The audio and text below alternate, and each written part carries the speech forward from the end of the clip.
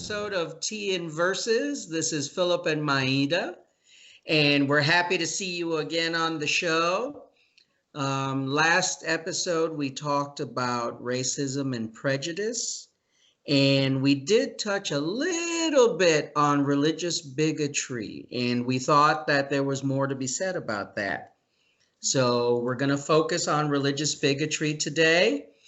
And just to be clear, we're not advocating for any religion and we're not advocating for atheism. That's not our point. So don't take it that way. The other thing is, I have two starting points already in my mind.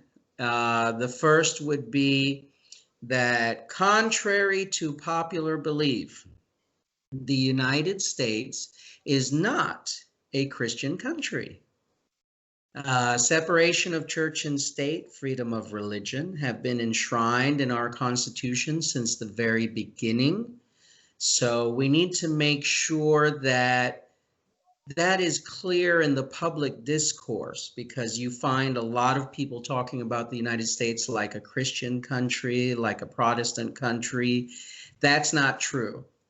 So we need to get that thought out of our mind. The second thing is, I am an Orthodox Christian. However, I have always believed that God is greater than religion. God is above religion. We can't confine our thinking and our views just to a specific religious context. Now, that's my opinion, but I'm sure Maida has a lot of other different opinions. So I'm going to pass the microphone to her and pass the buck, so to speak. Thank you, Philip. What a great topic again. These are topics that are timeless, and I'm just so glad we're exploring them. I find these messages be very useful. Where I take it from is one, really just looking at the history and how each religion came into being. It is clear for all of us to see how far all the religions have veered from the original message, Mm-hmm. from the very point of and to enlighten us to live a better life, to find a purpose, to really embrace this gift of life that we are given on this planet. Um, and my second kind of point of conversation when talking about faith, religion, God, universe, whichever way you want to name it, whichever works for you, it's and it connects with my first point. It's that instead of really zoning in a strong common denominator between all the religions, to realize that there is this one singular message of love and compassion and connectivity between all of us, not just human beings, all the nature, all the living creatures on this planet. We have focused on the differences that really, really, when you look at them, are minimal. And this focus is really rooted in teaching fear instead of teaching love. Well, it goes back to the us versus them. And one thing I've found, when you look at a lot of religious bigotry, it's based on a sense of exclusivity. So Mm-hmm. saying that God is exclusive to me, salvation is exclusive to me, Mm-hmm. in a way trying to say I'm more human than you are. And and that, I think, is part of the Yes. problem. Mm. No, go ahead. No, it's it's interesting. I've started to view world religions as world political parties. When you Okay. look at the history, when you look at the history and then this fight for power and domination, you know, um,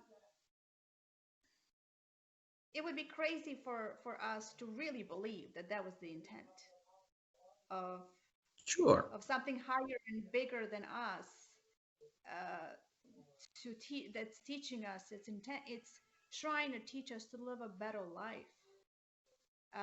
It is crazy to believe that that omnipotent power that's bigger and better and more loving and forgiving than all of us, that would teach us to actually fight for power and dominance in this world. Which are really human constructs, if you think about it. Mhm. The whole concept of power, territory, as we talked about in the last episode, scarcity. Hmm. You Scarcity. know, these are things that are human concerns. But going back to the United States and the U.S. Constitution, one of the things that I really find interesting, and I think most people don't pay attention to, was the fact that the framers of the Constitution realized that there are different beliefs, and it's okay. You can have one solid, strong country that includes different people with different beliefs, which was very revolutionary at the time.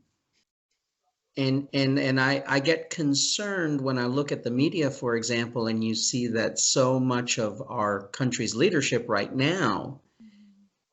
is not observing that, or does not uphold that idea. And that becomes dangerous because when you see a lot of political rallies, you see signs promoting religious bigotry and Yeah. tying that into the politics. And for me, as a somewhat religious person, because let's be honest, I'm not a saint, and I'm not going to be a saint. You're human. Right. But I still think that, religion should be above that. It should be different from that. And religion should be personal. You can't expect everybody to believe the same, and you can't force what you believe on someone else. That would be illogical in my mind. Religion is personal. It's very intimate. It's very subjective. Hmm. Religion is something that a lot of us, most of us, have been taught and passed on by our parents, by people close to us. So it becomes this personal, there's this personal ownership of it. Like touching it, anybody saying anything that would somehow, even slightly in your mind, seem contradicting or threatening to that, that's something so personal to you, something that you were taught by your mother and your father and people that you love, or something that really helped you get out of a rut in your life. And you're so thankful that you have had this to help you. So anybody, it's like somebody, I'm trying to think what to compare it to, like your child, you know, Right. you may have, you may be critical of some things or some interpretation and kind of try to have your own, um, but it's still sort of your baby, your close, precious Well, thing. absolutely. So anybody touching that, like I recently spoke with a friend, which is really interesting, somebody who has who I consider to be very spiritual first and foremost, Hmm. somebody who struggled with depression, um, who has been through a lot of difficulty since he was a child, and he has chosen Buddhism. Okay. Buddhism as a philosophy and path has been very, very helpful to him. Um, but to see him being so sensitive about it, like Right. being so like um, married to just Buddhism as a messenger, as a Right. channel. He had me watch something, one of Buddhist leaders that he admires, and it was a really lovely thing. I really enjoyed it, but what was kind of, to me, just the way I, full disclosure, the way I approach spirituality and religions in general, you can see that tight grasp on just that messenger versus, I was trying to tell him, like, hey, this is really lovely, but Right. this is a common denominator with a lot of different spiritual leaders coming from different religions and different angles. We are all saying or searching the same thing. We are all on different boats, different ships, being guided in the Mhm. same direction. So, whichever each one of us encountered as a channel to connect us to that higher level of self, unchanging, godly level of ourselves that is love and compassion. And it doesn't get affected by all the plagues of this physical world and life. Um, my point is, whenever people are organizing in different religions, different sects, and whatnot, nothing wrong with it in itself. But it's interesting how too often the organization Mm. becomes more important than the message. Well, and with that point, I would say part of the problem is the religions we're talking about specifically are proselytizing. So they need to go out and get followers. Mm-hmm. And then that creates a sort of competition. And then that's where human nature jumps in Mm-hmm. and says, we've got to compete for followers. So And we have what to do we tell do? everybody we're better. Sorry. And Sorry? what just kind of fresh off of recent elections, and what do we do during election year? We look for followers. We look for voters to Oh, support yeah. the message that we believe is. I mean, I don't personally do it, but people who volunteer and who work for a party Yeah. or a political, somebody who's running for political office, we believe in the message. We believe their approach would make our country better versus another. Right. The only reason why I'm mentioning it, I don't want to go back into that, but you know, this is why it's difficult not to view religions as political. Well, because they're very similar in the sense that it's a competition for power Exactly. and Yeah. dominance. And that's where the bigotry comes in because the bigotry becomes a tool for that. Yes. And it's very Because too often ab- intertwined with politics. absolutely.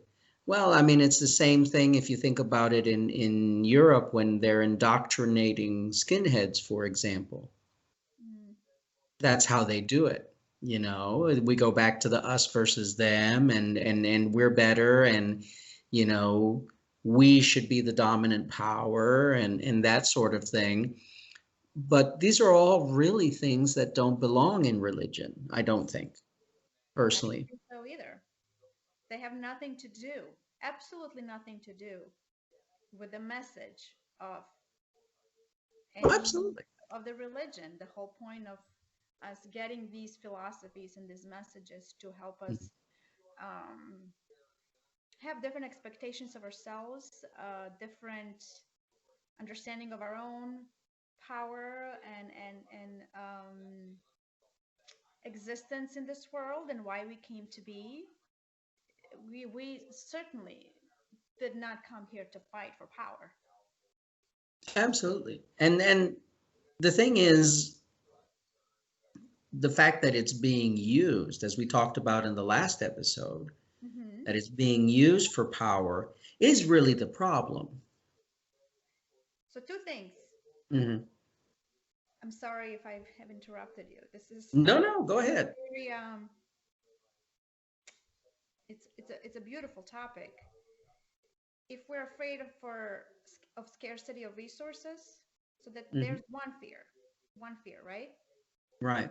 Second fear, if you're taught to be afraid of the old man on a cloud or whomever uh, however God is presented to you. If you, unless if you're afraid of him or her or it punishing you because you're not following your particular religion. So you have these two great fears, and Yes. that's taken advantage of politically, and then from religious leaders who work with the political ones one way or the other.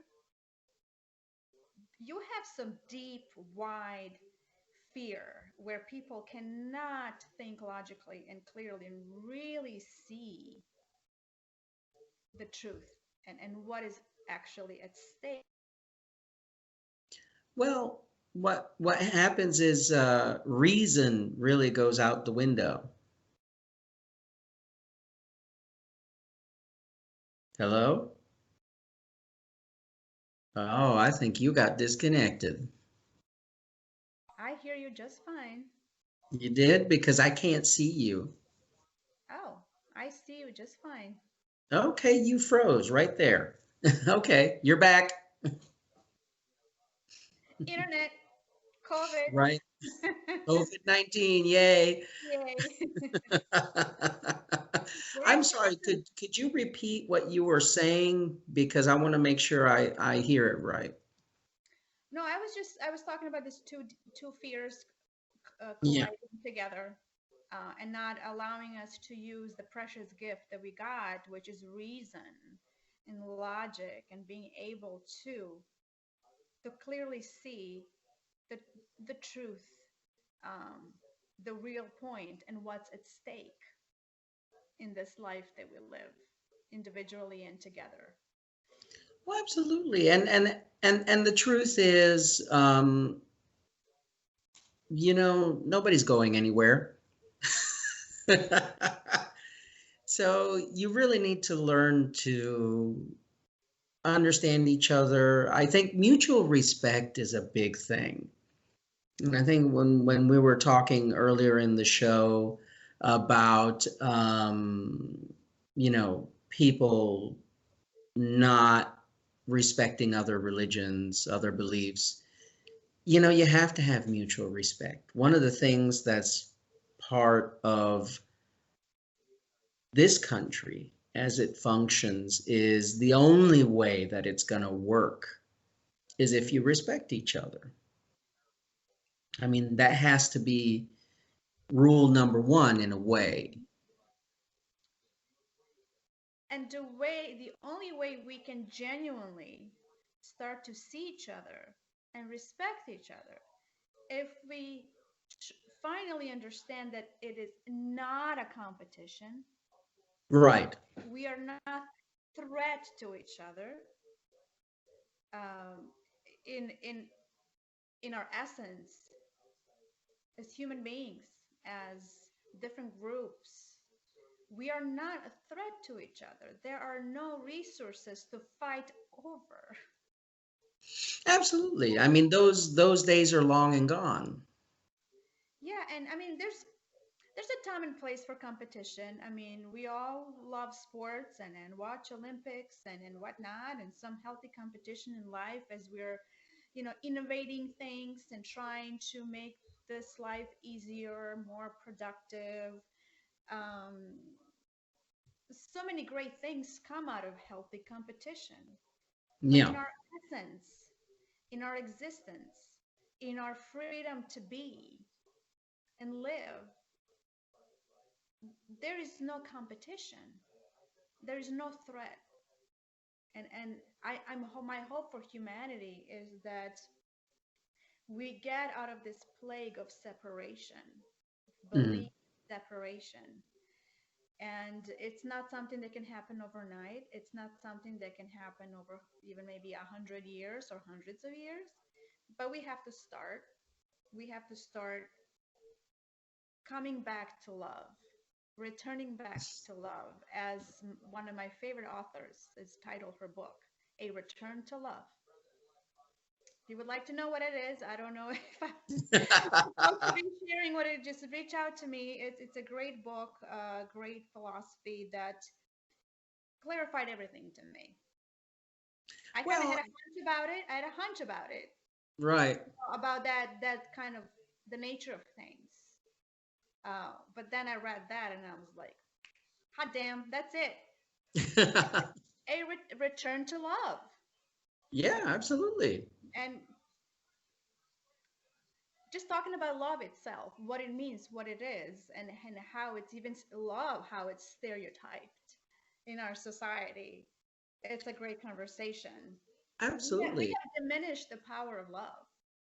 Well, and one of the things is we talk about it, but we don't practice it. So, for example, from the Christian perspective, you say, love thy neighbor. Hmm. You have to love your neighbor no matter what. I mean, even if they aren't Christian like you or whatever, but people don't practice that. So I know a lot of very religious conservative Christians in the United States that their love extends to people who believe what they believe, Yeah, and I it doesn't go beyond that. I know a lot of religious, conservative,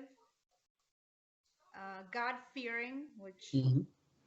it's a problem in itself, but um, Muslim people who follow every rule in the book as far as, you know, doing the prayers, Right. fasting, a lot of like difficult regimens, expected from a devout Muslim, but in their heart and soul and the way they react to the world, has very little of that original message. And because it's also love thy neighbor.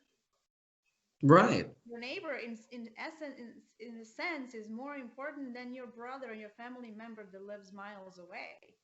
Not Yeah. diminishing the love for everybody that you have, but your first door neighbor is somebody that you count on when something goes wrong, when you need help, when you and vice versa. So this is all very logical and Yes. based in love.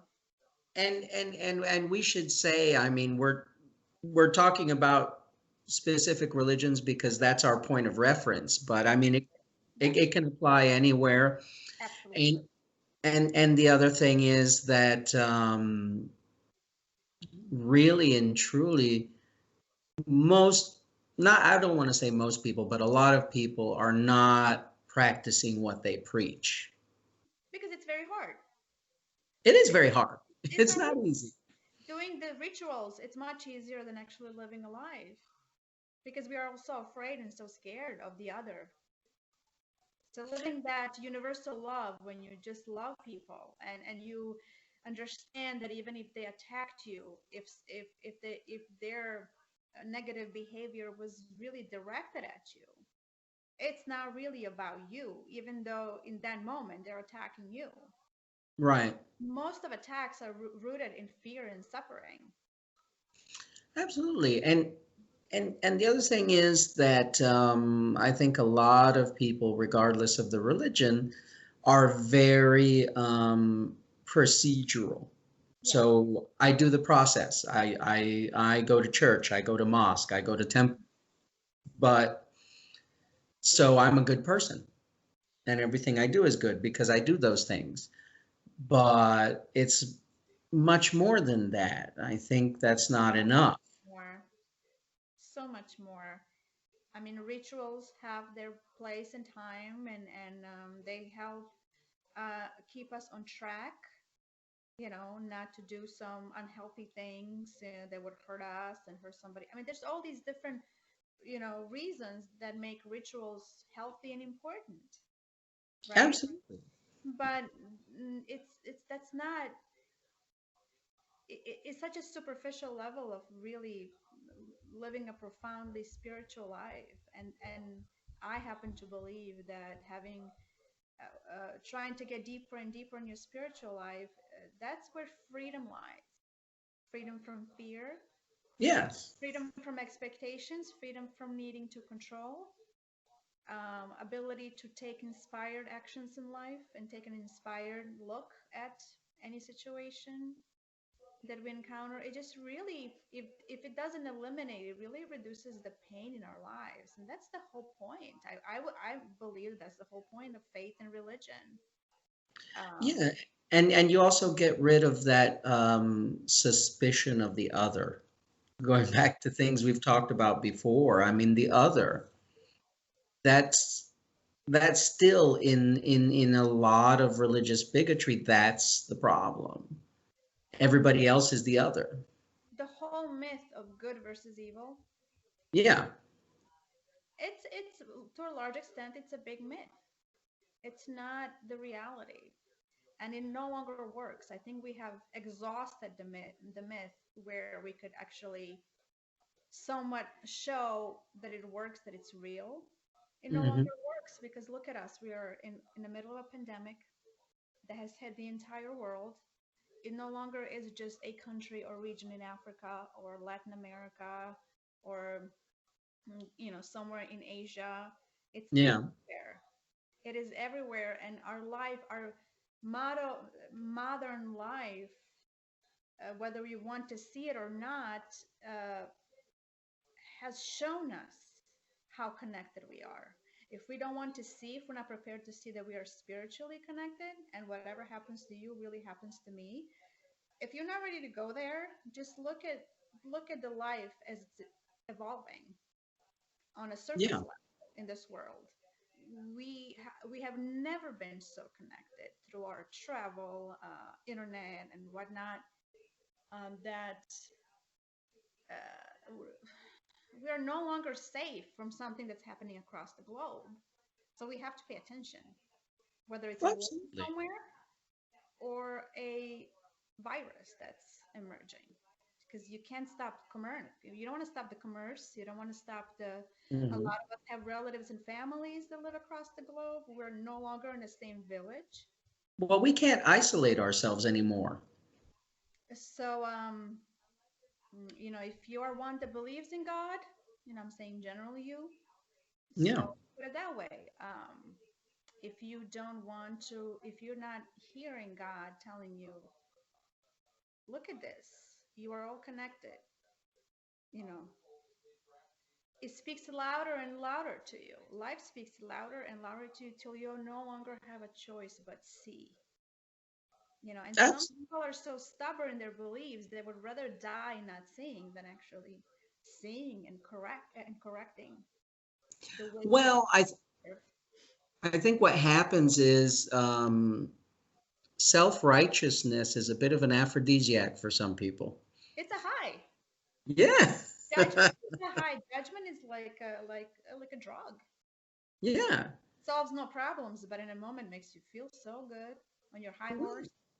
Yeah, and for a lot of people, it's really hard to let go of that. Hmm. But the reality is they have to let go of it because you can't live that way anymore. It destroys us. Yeah, It it destroys. causes more problems. Mhm. It will destroy us before any nuclear war does. We're building Absolutely.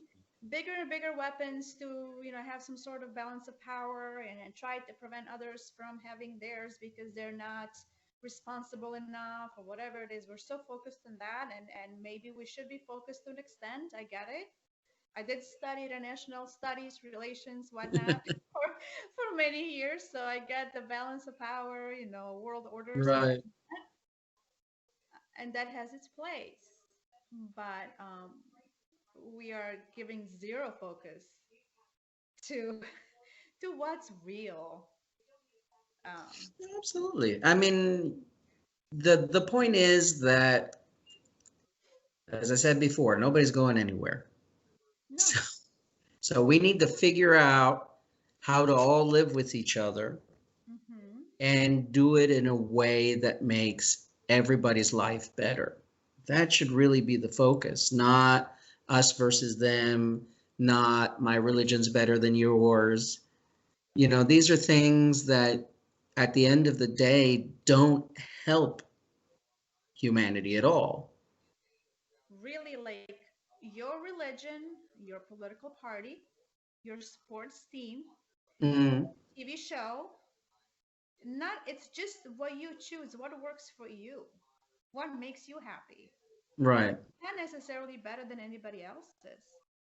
Else's won't doesn't threaten yours, you know. right, And we absolutely. need to have the world where politically and legally, we make the world safe, uh, where everybody's protected.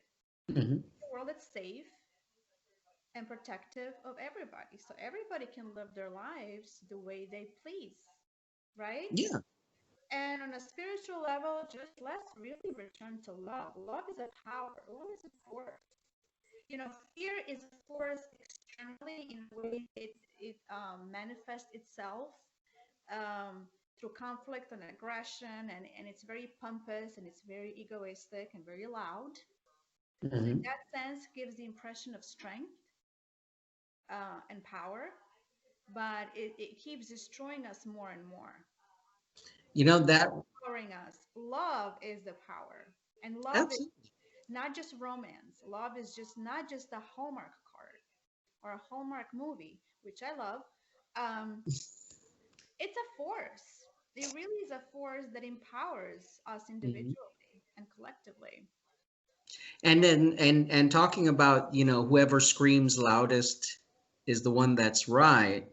There's a great African saying that goes, the emptier the can, the louder the noise. Absolutely perfect. I love things like that. The next day, on one of our episodes, I love a good quote because Yeah. nail in the head better than 2 hours of conversation. I mean, we can just look for really awesome quotes and talk about whatever the message is because there's so much juice there to explore. Oh, absolutely. Yeah. And we'll explore as much as we can, Mhm. but right now we've kind of run out of time with this episode. Before we go, I would like to tell the audience there were a couple of moments where we had some technical difficulty. We apologize for that, but this is 2020 and the age of COVID. Yes. So please bear with us. Um, the other thing I would say, as always, keep the conversation going. Don't stop it there. Have the conversation at home. Share with us at our email. Share with us on Facebook. We're on Twitter as well. Yes. So if you want to download the show, you can also download the podcast from Sounder FM. Be sure to check that out. Otherwise, we are on YouTube. We look forward to seeing you again. Thank you for stopping by and listening to us and watching us, and God bless. Thank you, everybody. Thanks, Philip. And let's just keep the conversation going and make this world a better. It's possible. Absolutely. Absolutely. Thank you for visiting us, everybody. Bye bye.